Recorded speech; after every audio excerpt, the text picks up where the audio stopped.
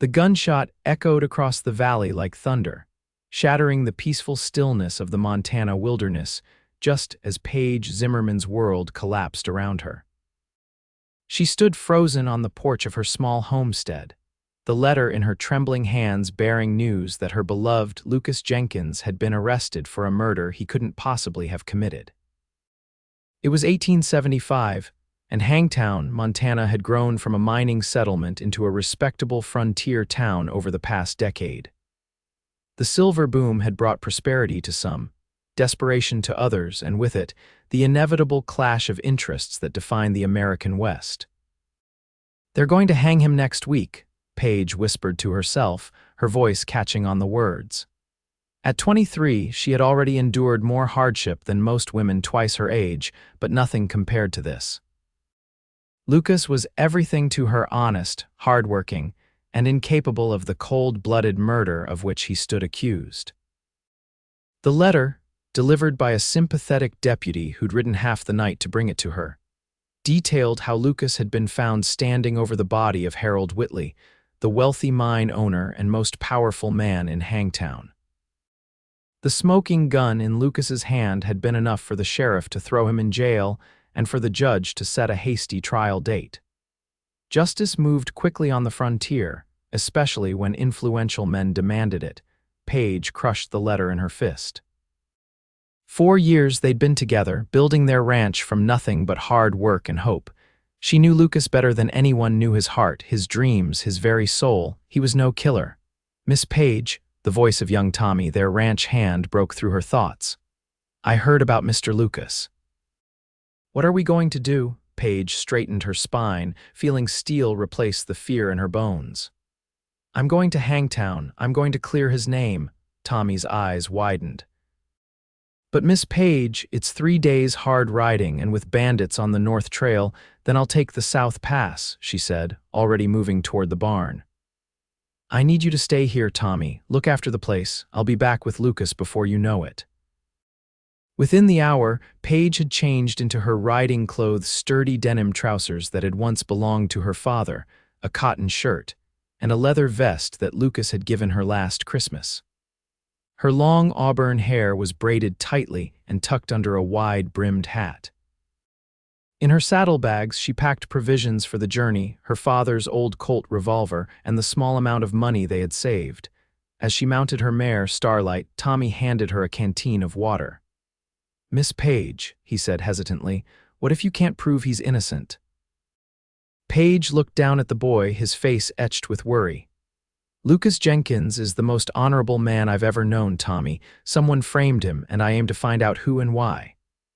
With that, she nudged Starlight forward, leaving behind the only home she'd known since her parents died. The future was uncertain, fraught with danger, but one thing was clear in Paige's mind. She would not let Lucas hang for a crime he didn't commit. The first day of riding was punishing. The summer sun beat down mercilessly as Paige pushed Starlight hard, stopping only when necessary to rest her faithful mare. The terrain grew increasingly rugged as they approached the mountain pass, but Paige pressed on, her determination unwavering.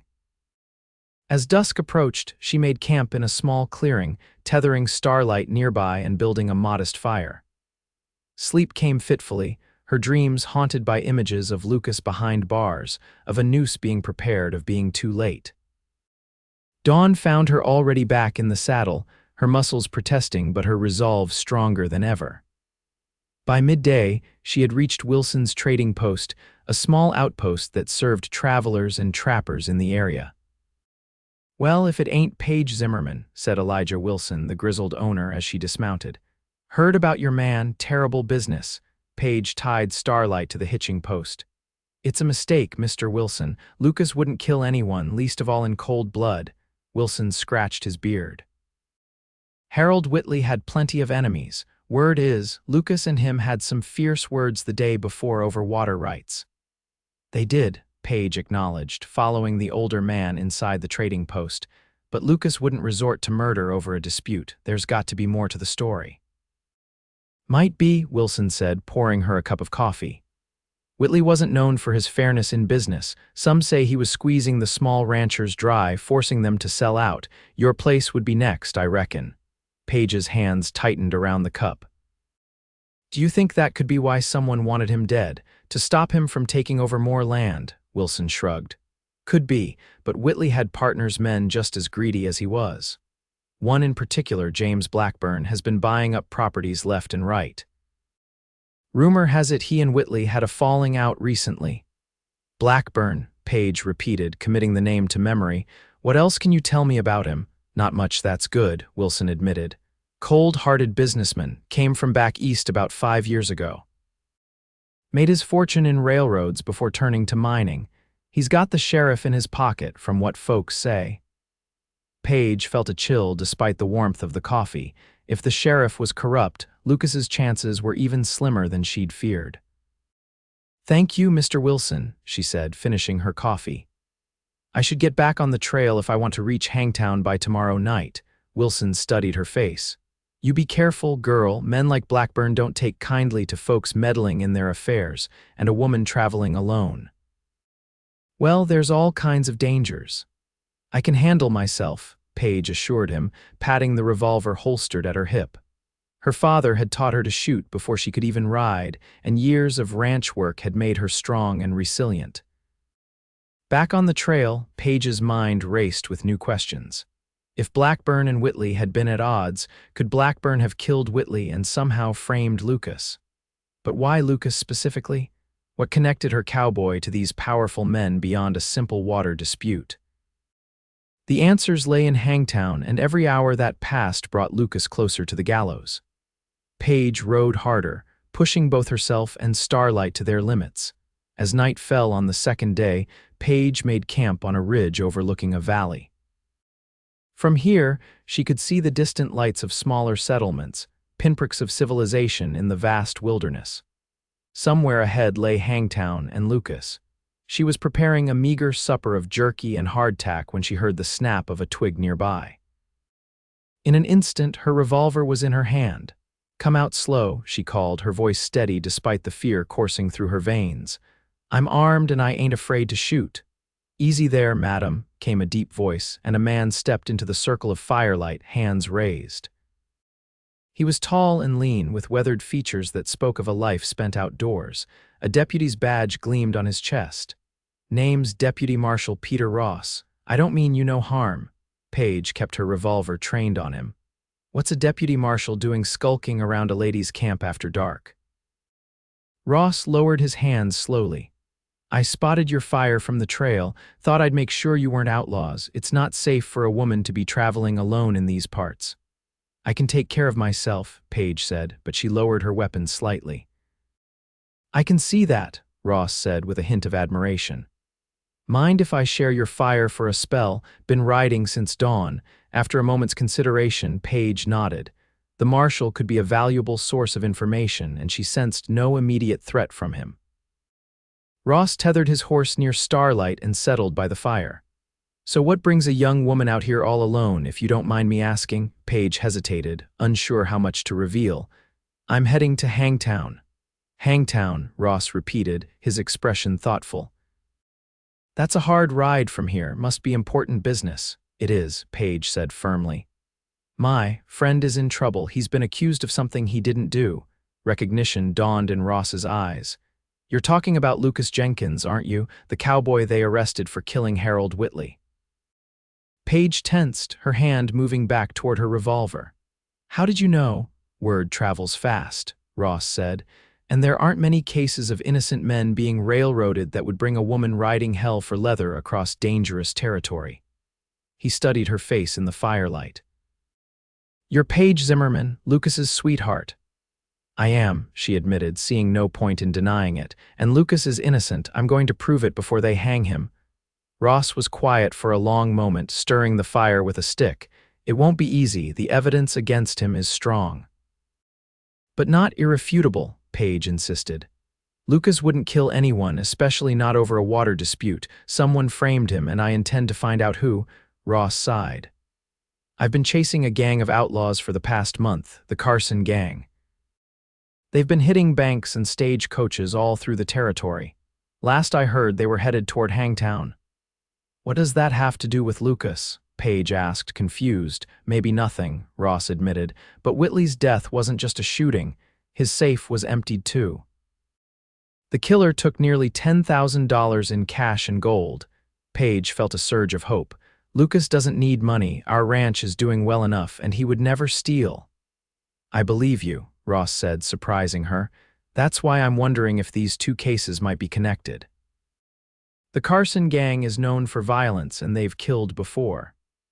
So why was Lucas arrested instead of these outlaws being suspected? Paige asked. Because Lucas was found at the scene, gun in hand, Ross explained. And because powerful men like James Blackburn pointed the finger at him right away. Blackburn again, Paige muttered. Mr. Wilson at the trading post mentioned him, said he and Whitley had a falling out. Ross nodded. That's the word around. Whitley was looking to sell his mining interests to the Eastern Syndicate. Blackburn wanted to buy him out instead, keep everything local under his control. Whitley refused. So Blackburn had motive, Paige said, excitement building. What if he hired these outlaws to kill Whitley and somehow set up Lucas to take the fall? It's possible, Ross conceded. But proving it won't be easy. Blackburn's a powerful man in Hangtown. He's got the sheriff, Judge Holloway, and half the town council in his pocket. I have to try, Paige said simply. I won't let Lucas hang for something he didn't do. Ross studied her with newfound respect. You love him a great deal, don't you? More than anything, Paige admitted, her voice softening. We were planning to marry this autumn after the harvest. The deputy marshal fell silent, contemplating the fire. Finally, he seemed to come to a decision. I'm headed to Hangtown myself, tracking the Carson gang. If you'd like, we could ride together. Might be safer that way. Paige considered the offer. Having a lawman by her side could open doors that might otherwise remain closed to her.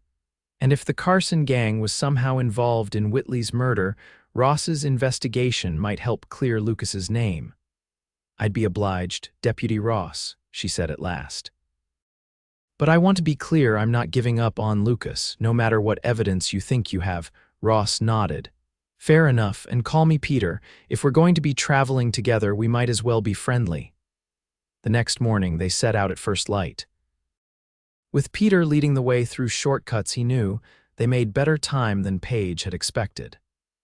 The deputy marshal proved to be a quiet but companionable travel partner, sharing his provisions and pointing out landmarks along the way. Tell me about Lucas, he said as they rode side by side through a mountain meadow blooming with wildflowers.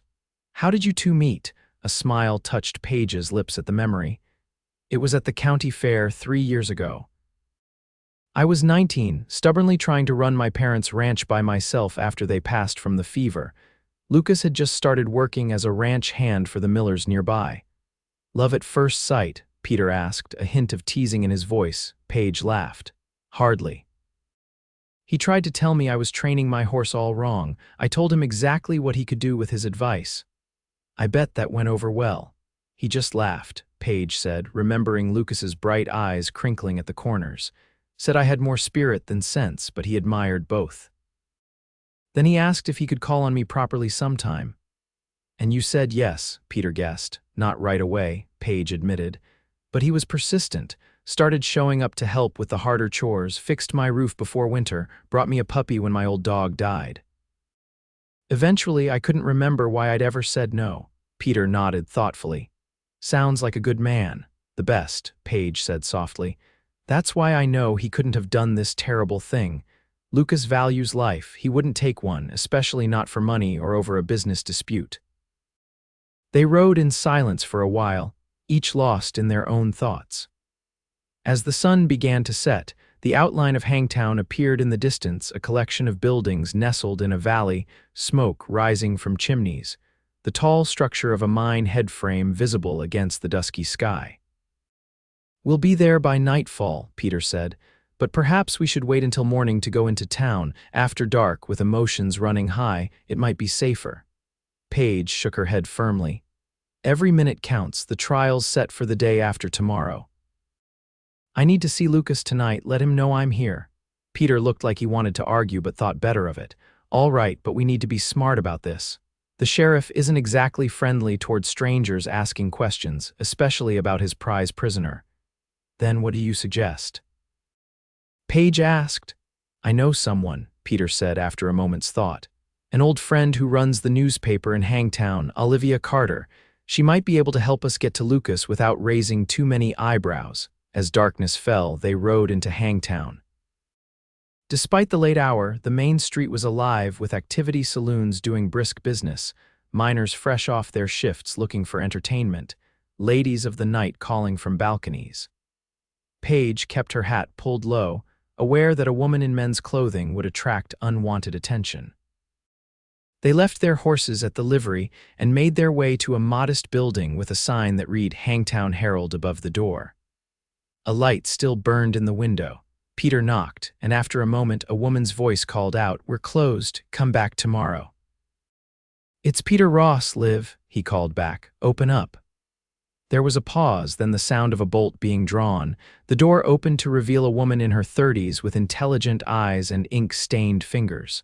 Her expression registered surprise, then pleasure at seeing Peter. "Well, if it isn't the elusive deputy marshal," she said, stepping aside to let them enter. "I thought you were chasing outlaws, not paying social calls." "I am," Peter said, removing his hat as they stepped into the cluttered office of the newspaper. "Liv, this is Paige Zimmerman."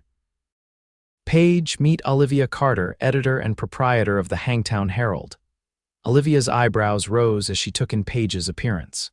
"Zimmerman, you're Lucas Jenkins's girl, aren't you?" "I am," Paige said, removing her own hat and meeting the other woman's gaze directly. "And I've come to clear his name." Olivia sighed, gesturing for them to follow her into a back room that served as both living quarters and a private office. "You've got your work cut out for you, Miss Zimmerman. This town has already tried and convicted Lucas in their minds." "Because they don't know the truth," Paige insisted. "Lucas is innocent." "I believe you," Olivia said, surprising Paige. "I've been covering this story from the beginning and things don't add up. The timing is too convenient, the evidence too neat. And Blackburn's been pushing for a quick trial, which always makes me suspicious." "Can you help us?" Peter asked. "Paige needs to see Lucas tonight, and I need information about the Carson gang's movements in the area." Olivia poured 3 cups of coffee from a pot kept warm on a small stove. "The Carson gang, now that's interesting." She handed them each a cup. "They robbed the bank in Silverdale last week, 3 men killed, including the sheriff's deputy. And now they're here," Peter asked. "Rumor has it they're lying low in the hills outside town," Olivia confirmed. "Waiting for something or someone." Paige leaned forward. "Do you think they could be connected to Whitley's murder?" "It's possible," Olivia said thoughtfully. "The safe was emptied after all, but why frame Lucas specifically? And how did they manage to get his gun, put it in his hand, and have him discovered at just the right moment?" "That's what we need to find out," Paige said, determination coloring her voice. "But first, I need to see Lucas. I need to hear his version of what happened." Olivia glanced at the clock on her wall. "The night guard at the jail is Edward Simmons. He owes me a favor. I kept his name out of the paper when he was caught in a compromising position with the mayor's wife. I might be able to get you 10 minutes with Lucas." "Thank you," Paige said earnestly. "Don't thank me yet," Olivia cautioned. "If Sheriff Burke finds out, we'll all be in hot water, and Blackburn has his men watching the jail. They're making sure no one breaks Lucas out before his appointment with the hangman." "I just want to talk to him," Paige assured her. "To let him know I'm here fighting for him," Olivia nodded. "Wait here, let me change into something more respectable and I'll see what I can do." While Olivia changed in an adjacent room, Peter paced the small office. "This is risky, Paige." "If you're caught, I don't care about the risk," Paige interrupted. "Lucas would do the same for me." When Olivia returned, dressed in a modest dress with her hair neatly pinned, she outlined her plan. "I'll go to the jail first, tell Simmons I'm working on a follow-up story and need to clarify some details with the prisoner. Once I've got him distracted, Peter will escort Paige in through the back door. 10 minutes, no more. Then you'll need to leave the same way you came." It wasn't much of a plan, but it was all they had. Paige's heart pounded as she and Peter waited in the shadows of an alley behind the jailhouse while Olivia entered through the front door. After what seemed like an eternity, they heard a soft whistle, the signal that the coast was clear. Peter led her to a narrow door, which opened with a soft creak. Inside, dim lantern light revealed a short hallway with 3 cells. In the front office, they could hear Olivia's animated voice as she regaled the night guard with questions about his heroic career. "Lucas," Paige whispered, hurrying to the middle cell where a figure sat hunched on a narrow cot. At the sound of her voice, Lucas Jenkins raised his head, disbelief written across his handsome features. "Paige, my God, is that really you?" He rushed to the bars, reaching through to touch her face as if to confirm she wasn't a mirage. Paige grasped his hands, tears filling her eyes at the sight of him thinner than when she'd last seen him 2 weeks ago, his face bruised, his usually bright eyes dulled by despair. "What are you doing here?" he asked, his voice rough with emotion. "It's not safe for you in town." "I came to help you," Paige said, pressing her face against the bars. "I know you didn't kill Whitley, Lucas. I'm going to prove it." Lucas closed his eyes briefly. "Paige, sweetheart, they found me with the gun in my hand. I can't explain it. I went to see Whitley that night to try once more to negotiate the water rights. When I got there, the door was open. I found him dead, and like a fool, I picked up the gun. Next thing I knew, the sheriff was there, and I was being arrested for murder."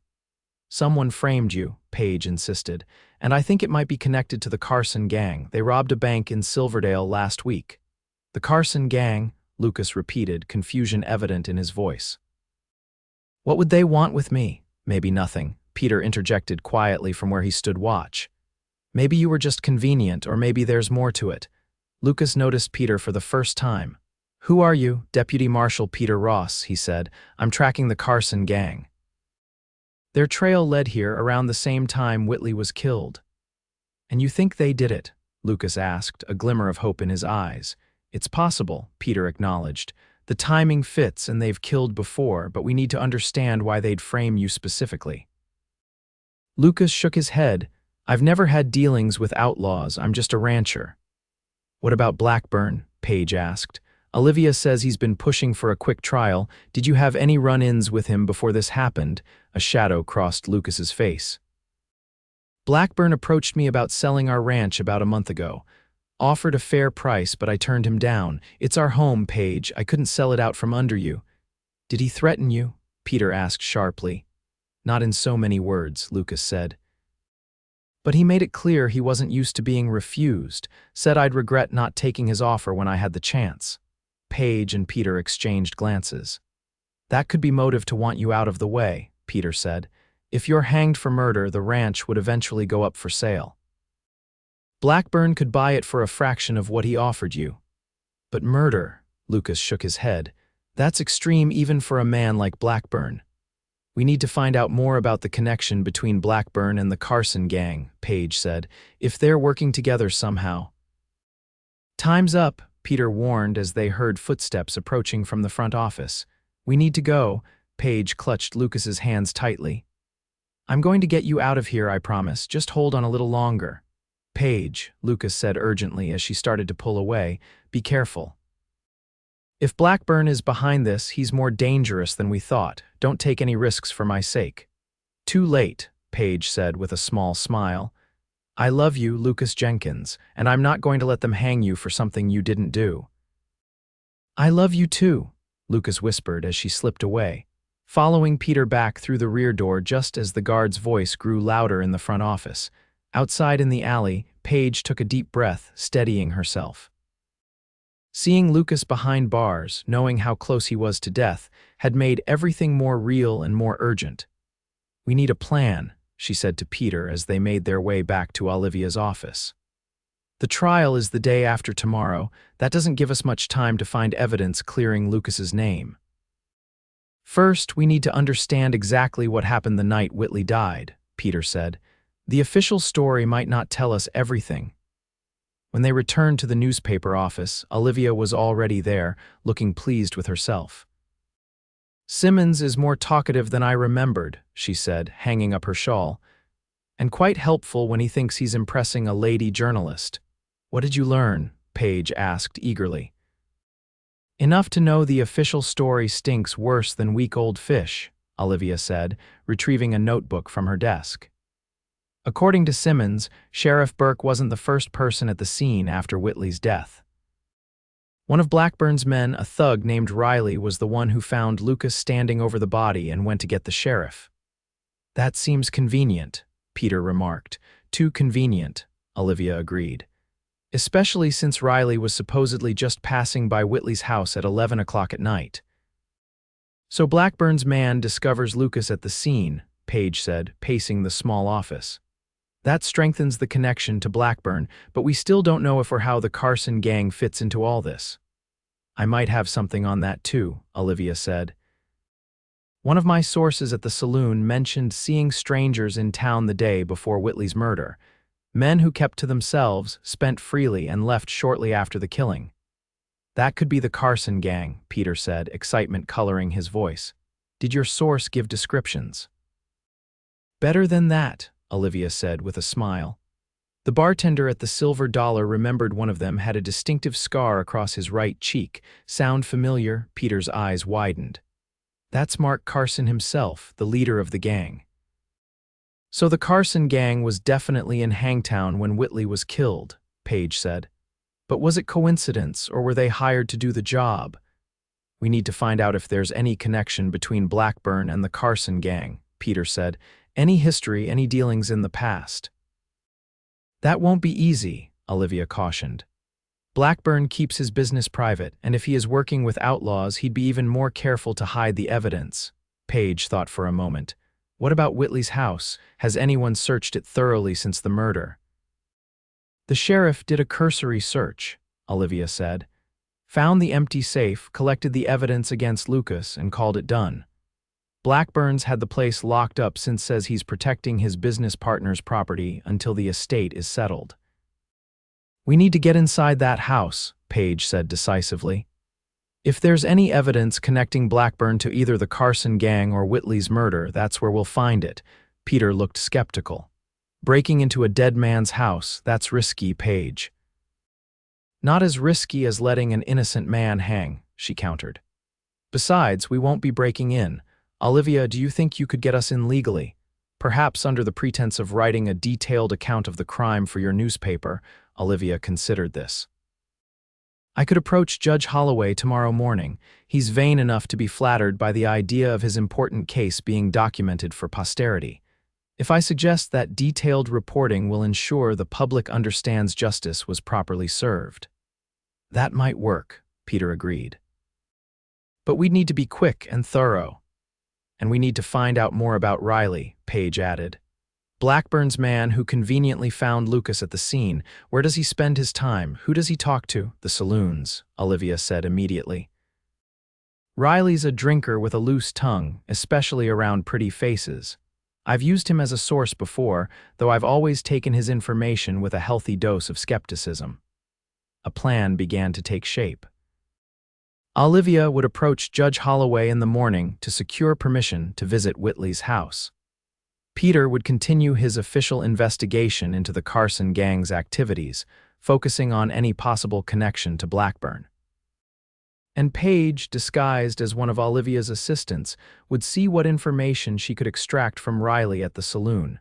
It's not much, Peter cautioned as they finalized their strategy, and we don't have much time. It's all we have, Paige said simply. And for Lucas, I'd do far more than this. That night, Paige slept fitfully on a cot in Olivia's back room, her dreams filled with images of Lucas in his cell, of a noose being prepared, of arriving too late to save him. She woke before dawn, determined and focused despite her exhaustion. Olivia provided her with more suitable attire for her role as a newspaper assistant, a modest dress, and a pair of spectacles to partially disguise her features. Remember, she cautioned as Paige prepared to leave, Riley's smarter than he looks. Don't push too hard for information, or he'll get suspicious. Let him think he's impressing you with his knowledge. Peter had already left to visit neighboring ranches, seeking information about the Carson gang's recent movements. They agreed to meet back at the newspaper office at noon to share what they'd learned and proceed to Whitley's house if Olivia secured the judge's permission. Paige made her way to the Silver Dollar Saloon just as it opened for the day. At this early hour, the establishment was relatively quiet, a few miners ending their night shifts with a drink before heading home, a handful of gamblers still at the tables from the night before. Behind the bar, a heavy-set man with an impressive mustache polished glasses. He looked up as Paige approached, surprise evident on his face at the sight of a respectable woman entering his establishment. "Can I help you, miss?" he asked cautiously. Paige offered her most winning smile. "I hope so. I'm assisting Miss Carter at the newspaper with her coverage of the Whitley murder. I understand one of the key witnesses, Mr. Riley, is a regular patron here." The bartender's expression cleared somewhat. "Ah, you're with Olivia. That explains it. Riley usually comes in around 10 for his morning drink. Creature of habit, that one." "Perfect," Paige said.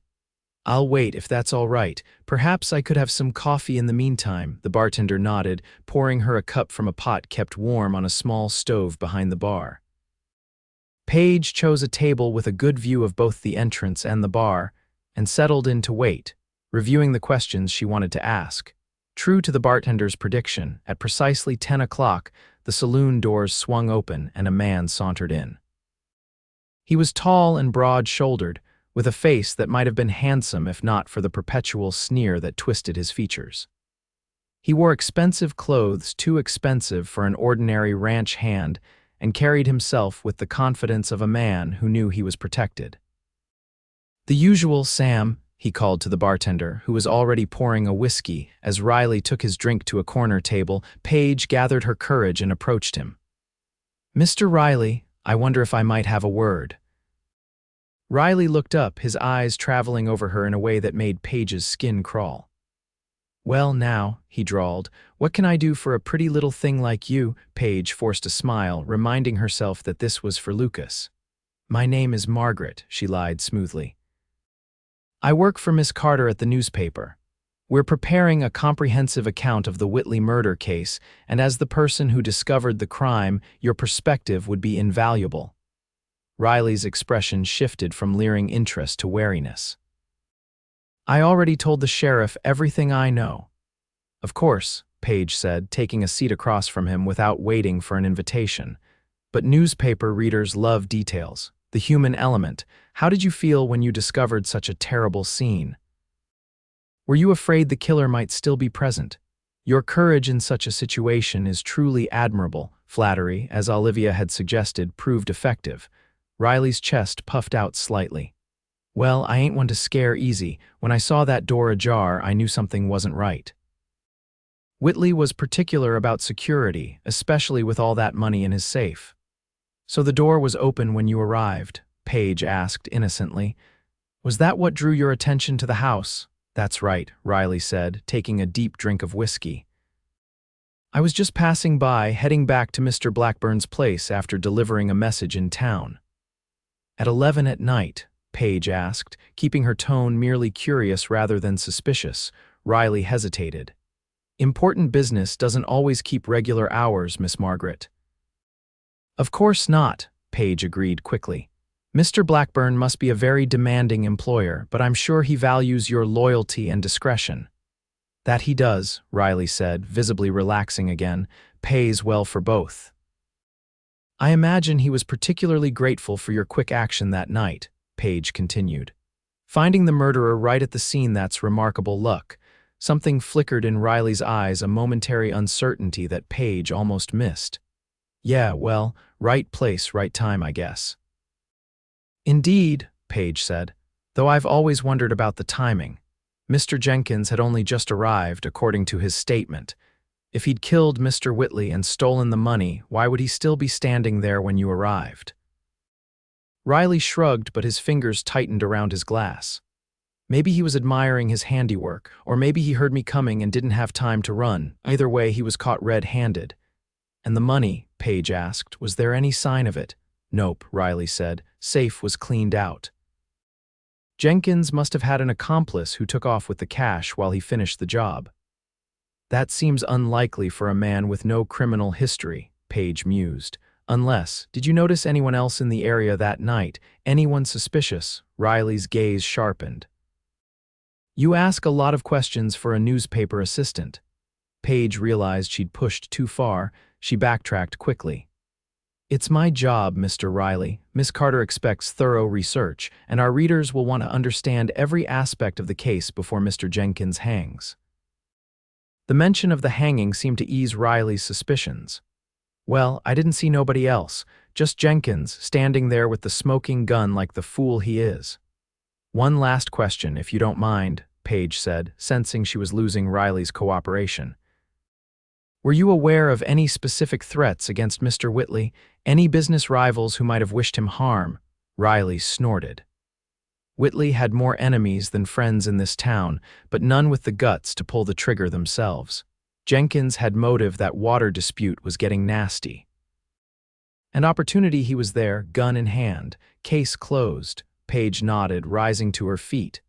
Thank you for your time, Mr. Riley. You've been most helpful. As she turned to leave, Riley called after her. Tell Miss Carter to make sure her story paints things right. Justice is being served with Jenkins's hanging. The town needs to know that. I'll be sure to mention your concern for justice, Paige said, unable to keep a hint of irony from her voice. She left the saloon quickly, before Riley could detect the anger and disgust she struggled to hide. Outside in the bright morning sunshine, Paige took a deep breath to steady herself. Riley was lying, she was certain of it. His story had too many convenient elements, and his nervousness when she'd pressed for details was telling. But suspicion wasn't proof, and proof was what they needed to save Lucas. She made her way back to the newspaper office, arriving just as Peter returned from his inquiries. Olivia was already there, looking pleased with herself. I got the judge's permission, she announced as they gathered around her desk. We can visit Whitley's house this afternoon officially to document the scene for my detailed coverage of the case. That's excellent news, Paige said. Because I'm more convinced than ever that Riley and Blackburn are involved in framing Lucas. She recounted her conversation with Riley, emphasizing the moments where he'd seemed uncertain or defensive. He's hiding something, and the timing of his arrival at Whitley's house is too perfect. He wasn't just passing by, he was there for a reason. My inquiries support your suspicions, Peter said. I spoke with a rancher whose property borders Blackburn's. He reported seeing riders coming and going from Blackburn's land at unusual hours in the days before Whitley's murder. Men who matched the descriptions of the Carson gang. So Blackburn and the Carson gang were in contact, Olivia said thoughtfully. That's significant, but it doesn't prove they conspired to kill Whitley and frame Lucas. No, Paige agreed, but it's a start. And maybe we'll find more concrete evidence at Whitley's house. After a quick meal of bread and cheese that Olivia had procured, the three of them set out for Whitley's residence, an imposing two-story structure on the outskirts of town. It stood apart from other dwellings, surrounded by a wrought iron fence and gardens that had already begun to wither from neglect in the summer heat. A bored-looking deputy stood guard at the gate. He straightened when he saw them approaching. Afternoon, Olivia called cheerfully, producing the judge's written permission. Judge Holloway has granted us access to document the scene for the newspaper's coverage of the trial. The deputy examined the document carefully. Seems in order, he conceded. But don't touch nothing and don't take nothing. Mr. Blackburn was clear about that. Wouldn't dream of it, Olivia assured him as he unlocked the gate to admit them. The interior of Whitley's house was opulent by frontier standards, imported furniture, fine carpets, paintings on the walls. The front parlor, where the murder had taken place, still bore the gruesome evidence of violence. A large bloodstain marred the expensive carpet, and smaller spatters marked the wall behind where Whitley must have stood when he was shot. Single shot to the chest, Peter murmured, examining the pattern of blood, from about 10 feet away, judging by the spray pattern. Olivia made a show of taking notes and sketching the room, providing cover as Paige and Peter conducted a more thorough investigation than they'd implied to the deputy. The safe is over here, Peter said, moving to a painting that hung slightly askew on one wall. He swung it aside to reveal a metal safe with its door hanging open. Cleaned out just as reported. Paige examined the desk in the corner of the room. The surface was neat, with a leather blotter, an inkwell, and a stack of correspondence. She sifted through the letters carefully, finding mostly business correspondence about the mine and various investments. "Look at this," she said suddenly, holding up a letter dated just 3 days before the murder.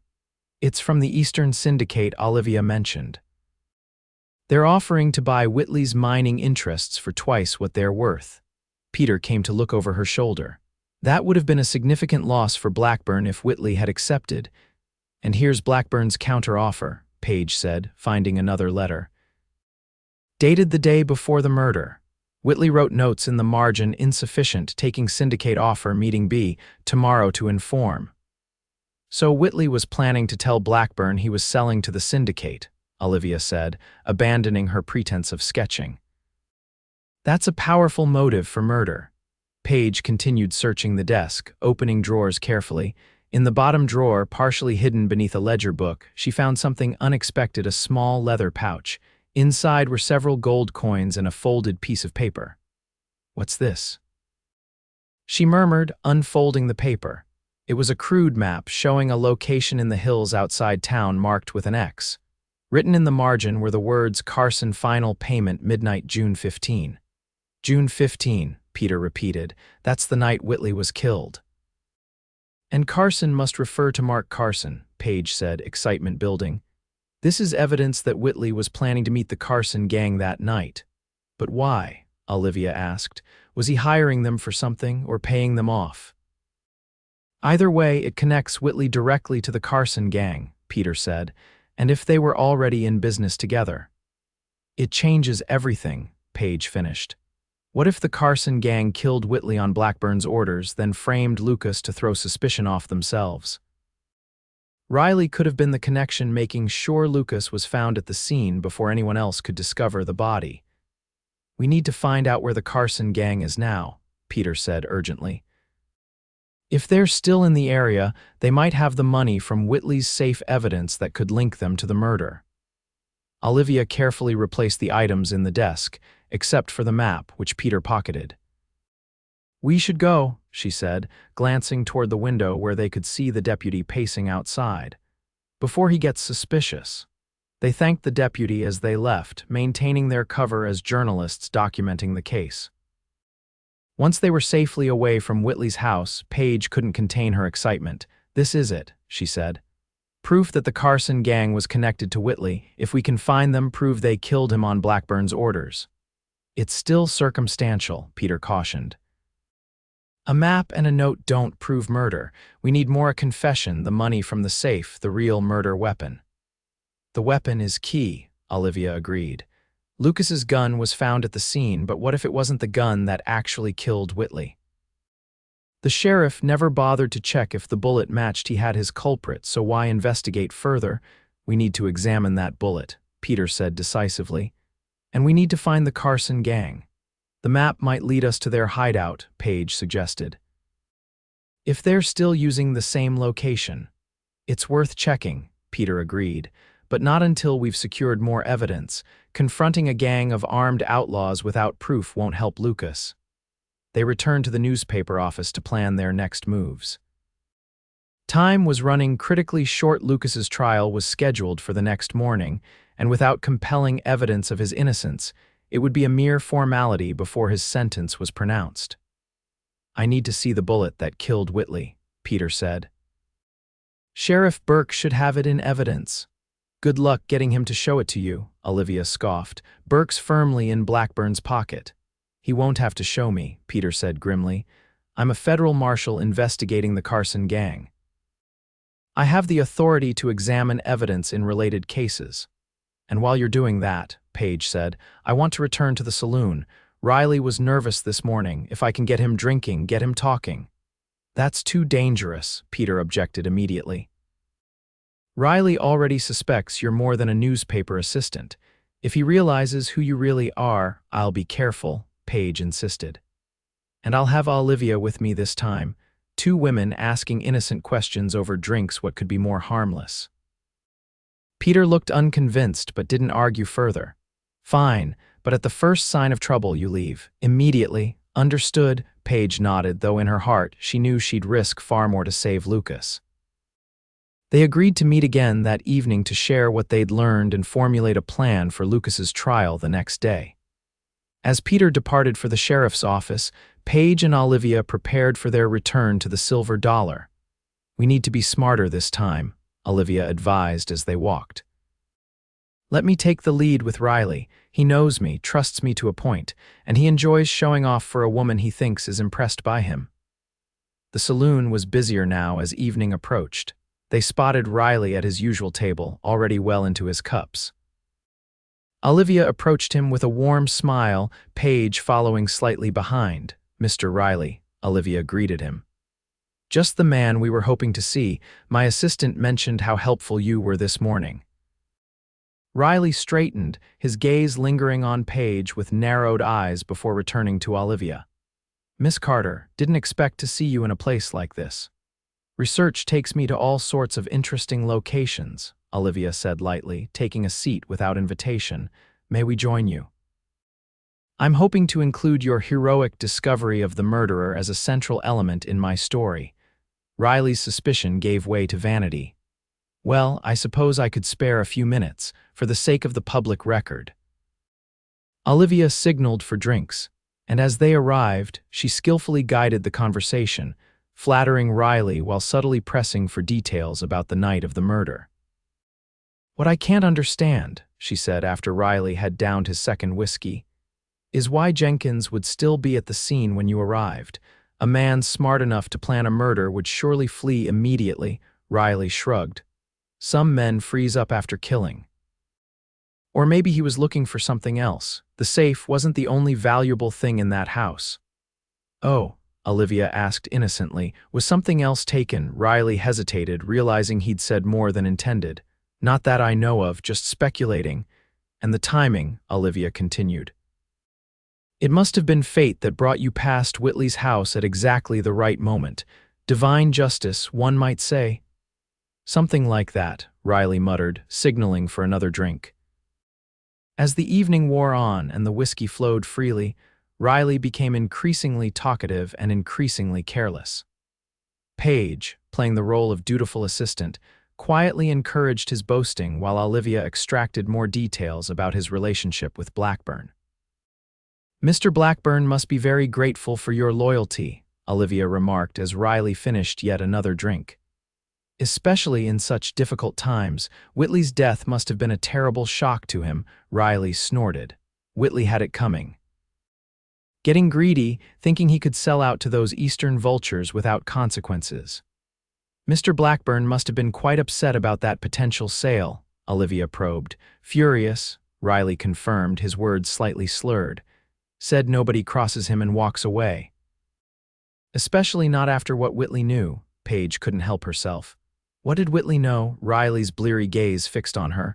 "You ask too many questions, girl, always have." His hand moved to his jacket pocket and Paige tensed, wondering if he was reaching for a weapon.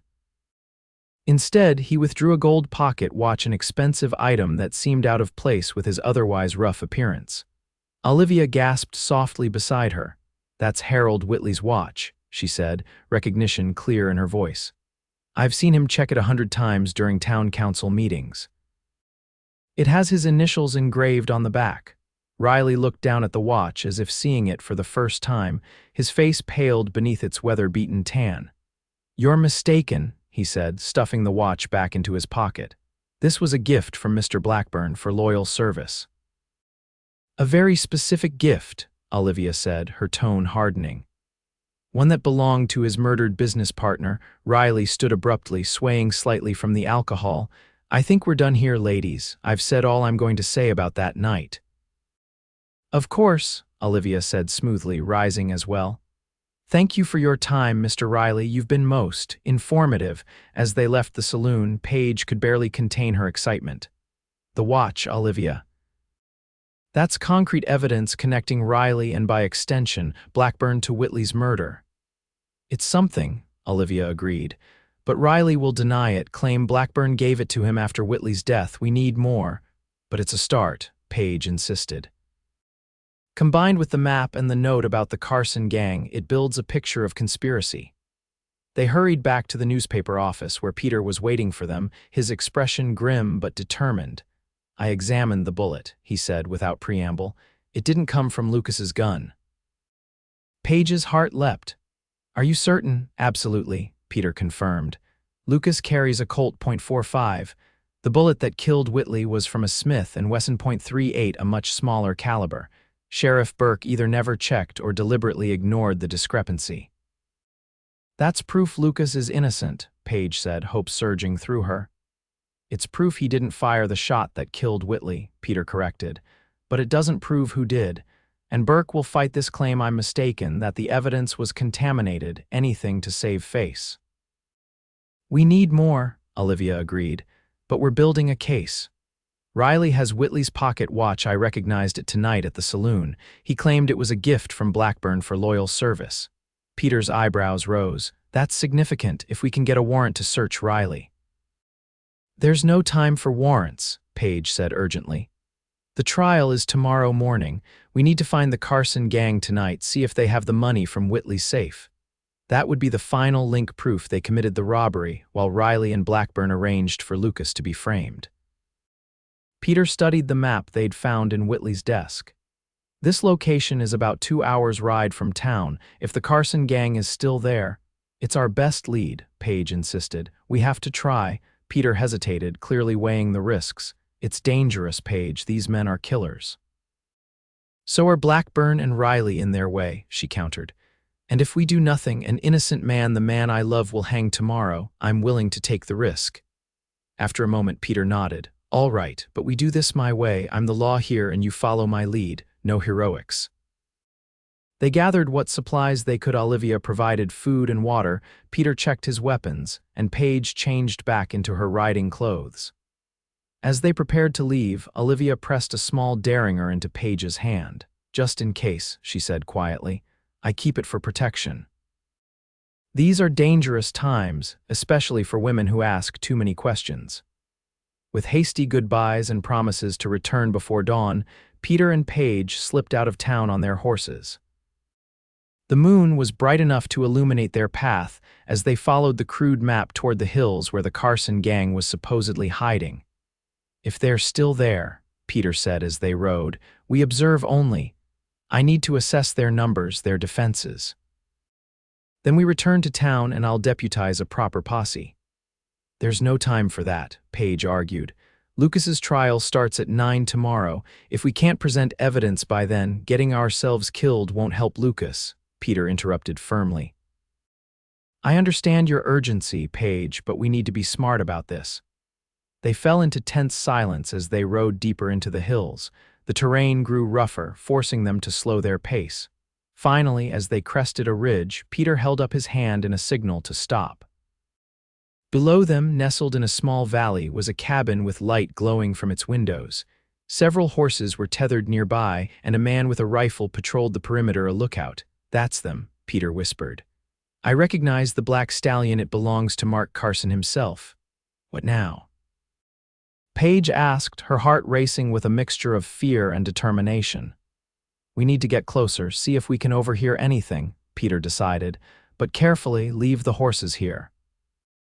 They dismounted and tethered their horses to a tree, then proceeded on foot, using the abundant scrub and boulders for cover. As they drew nearer to the cabin, they could hear voices, men arguing, their words carrying on the night air. Should have left town days ago, one man was saying.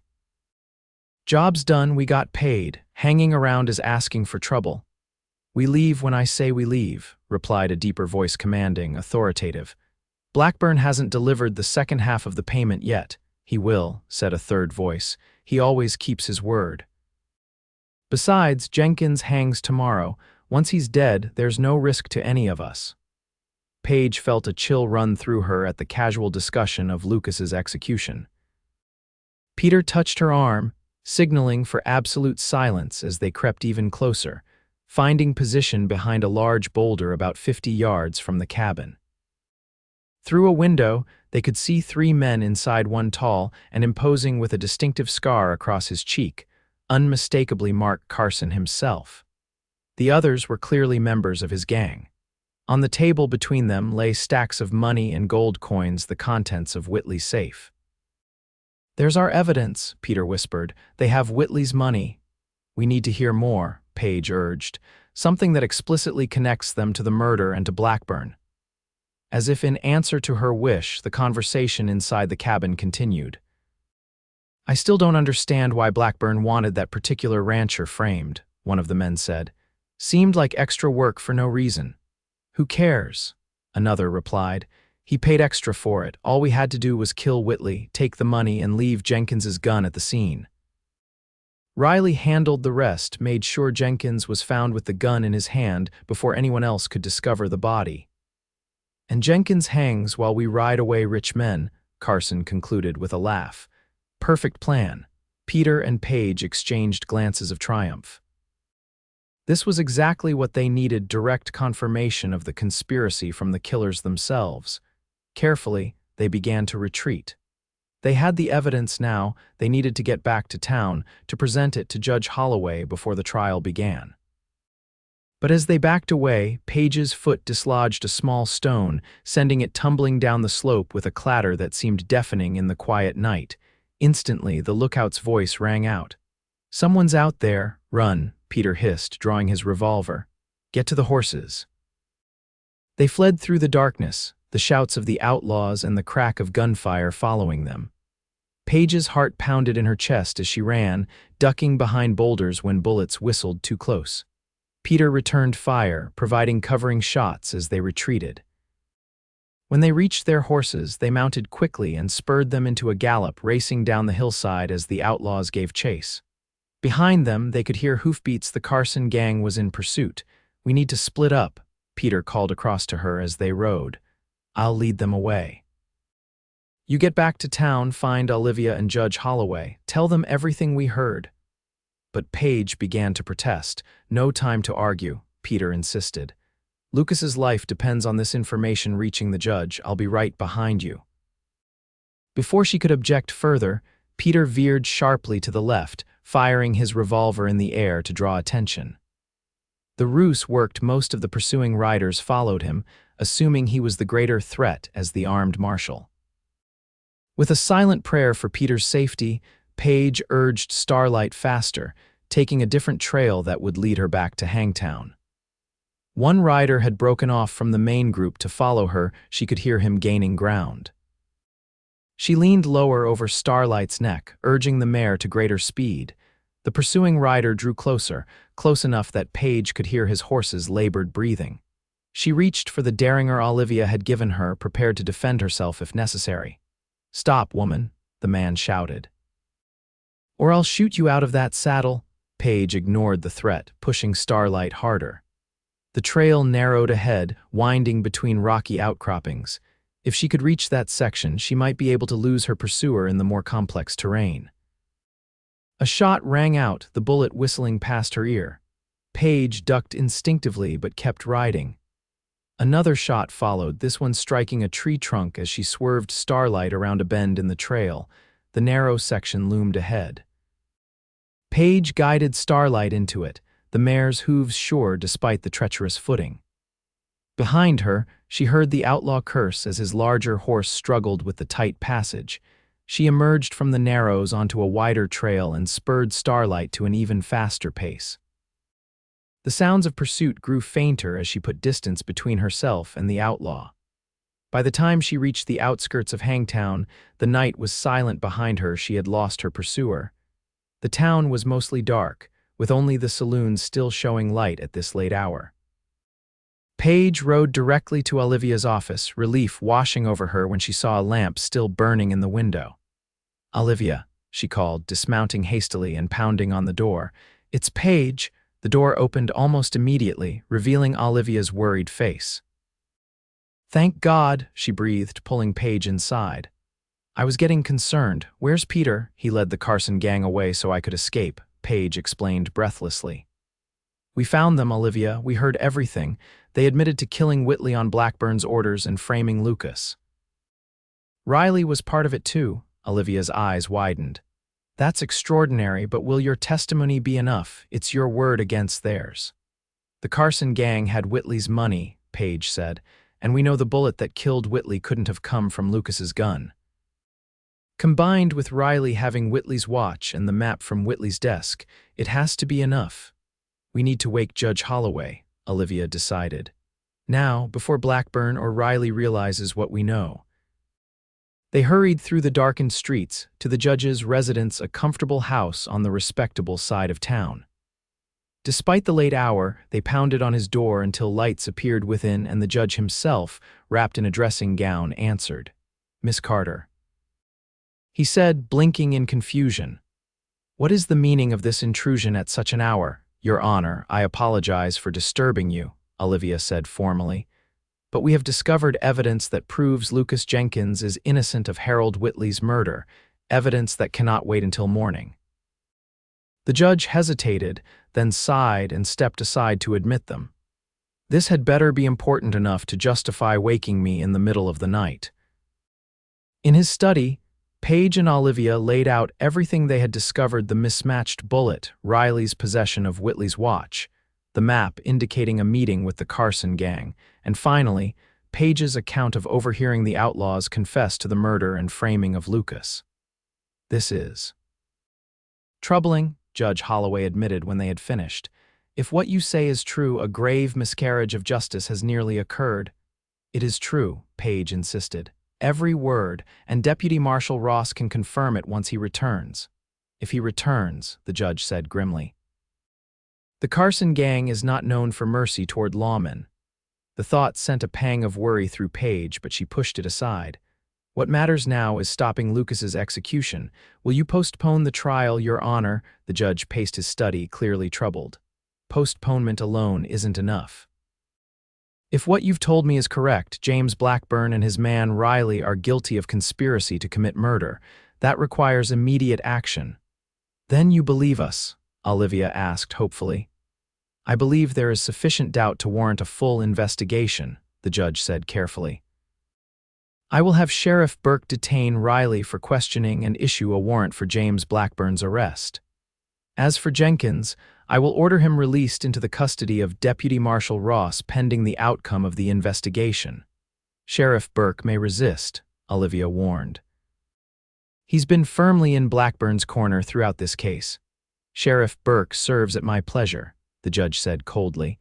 "If he fails to execute my orders, he will find himself removed from office and facing charges himself. I may be old, but I am not corrupt, nor am I a fool." Relief washed over Paige. They had done it, convinced the judge of Lucas's innocence and set in motion the events that would free him. "Thank you, Your Honor," she said sincerely. "Justice will be served thanks to your integrity." The judge nodded, already moving to his desk to write the necessary orders. "Miss Carter, I suggest you prepare a special edition of your newspaper. The citizens of Hangtown deserve to know the truth about this affair." "With pleasure, Your Honor," Olivia agreed, a gleam of professional satisfaction in her eyes. As dawn broke over Hangtown, a flurry of activity disrupted the town's usual morning routine. Sheriff Burke, under the stern supervision of Judge Holloway himself, arrested a protesting Riley as he emerged from his lodgings. Blackburn's residence was surrounded by deputized citizens, though the man himself was discovered to have fled sometime during the night, likely tipped off by an informant. And most importantly to Paige, the jail cell that had held Lucas Jenkins was opened, allowing him to walk free for the first time in nearly 2 weeks. Paige was waiting outside the jailhouse, her heart pounding as Lucas emerged, blinking in the bright morning sunlight. When he saw her, his face transformed with joy and disbelief. "Paige," he breathed, crossing the distance between them in 3 long strides and gathering her into his arms. "My God, they told me what you did. The risks you took, I could have lost you." "Never," she whispered against his chest, tears of relief and happiness streaming down her face. "I would never have stopped fighting for you, Lucas. Never." Their reunion was interrupted by the arrival of a dusty, exhausted Peter Ross, his arm bandaged but his expression triumphant. "We got them," he announced, The Carson gang. They walked right into a trap trying to follow me back to town, all 5 of them, including Mark Carson himself, in custody. And the money from Whitley's safe, Judge Holloway inquired. Recovered in full, Peter confirmed. Along with weapons that will be tested against the bullet that killed Whitley, I expect we'll find a match to Mark Carson's Smith & Wesson.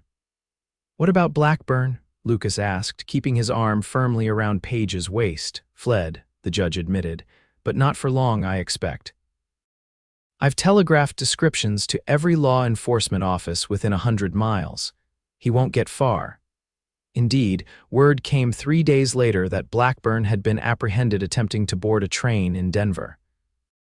The evidence against him was overwhelming. Riley, facing the gallows himself, had confessed everything in exchange for a reduced sentence, detailing how Blackburn had hired the Carson gang to kill Whitley and frame Lucas to remove both obstacles to his business ambitions. For Paige and Lucas, however, the specifics of Blackburn's prosecution were of little concern. What mattered was that they were together, free to return to their ranch and the life they had been building. I can't believe you rode all the way to Hangtown by yourself, confronted murderers, and exposed a conspiracy, all for me, Lucas said as they sat on the porch of their home a week later, watching the sunset paint the Montana sky in brilliant hues. I'd do it again in a heartbeat, Paige said simply. You would have done the same for me. In an instant, Lucas agreed, taking her hand in his. But I'd rather neither of us ever has to again, Paige smiled, leaning her head against his shoulder. Agreed. I've had enough adventure to last a lifetime. Well, Lucas said, a hint of mischief in his voice, perhaps not all types of adventure. He reached into his pocket and withdrew a small box. I was going to give you this after the harvest, but recent events have taught me not to wait for tomorrow what should be done today. He opened the box to reveal a simple but beautiful ring, a small diamond set in gold. Paige Zimmerman, will you marry me? Not in the autumn, but next week. I don't want to wait another day to make you my wife. Tears sprang to Paige's eyes as she nodded, too overcome with emotion to speak for a moment. Finally, she managed, yes, Lucas. Yes, 1,000 times. As he slipped the ring onto her finger, she added with a smile, besides, according to Olivia's newspaper, I'm now the most famous woman in the territory. Brave ranch woman exposes murderous conspiracy, saves innocent man from gallows. I need a new name before the notoriety becomes too much. Lucas laughed, pulling her close. Mrs. Jenkins does have a nice ring to it. It does indeed, Paige agreed, sealing their engagement with a kiss as the last rays of sunlight gilded the land that was their home, a home they had fought for, nearly lost, and now could cherish together for all the years to come. The wedding was held the following Sunday, a joyous affair attended by the entire community. Peter Ross, now permanently assigned to the territory, served as Lucas's best man. Olivia Carter, who had become a dear friend to Paige through their shared ordeal, stood as her maid of honor. As the years passed, the story of how Paige had ridden to town to clear her cowboy's name became something of a legend in the territory, a tale of love, courage, and determination that mothers told their daughters, and that found its way into Olivia's newspaper on anniversaries of the event. Lucas and Paige built their ranch into one of the most prosperous in the region, eventually adding 3 children to their family, 2 boys and a girl, all with their mother's spirit and their father's integrity. And on quiet evenings, when the children were asleep and the work of the day was done, they would often sit together on their porch, hand in hand, watching the stars emerge in the vast Montana sky.